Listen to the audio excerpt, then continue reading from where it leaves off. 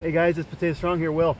I'm going to dig up some potatoes. I've already dug up a bunch in this section here, and I'm going to dig up some more. These are the Yukon Gold. They were certified, and I planted seed potatoes. And I've also got a couple of grow bags here, but I'm not gonna harvest these. I did one. The potatoes are a little bit small in this one.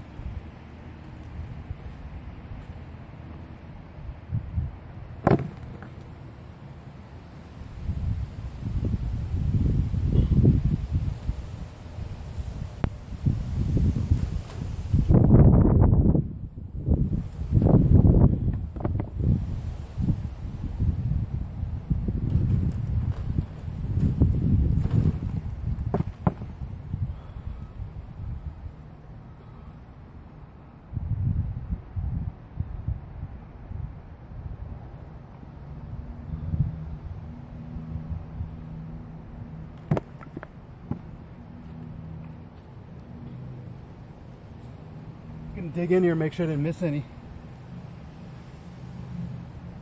Sometimes you never get them all.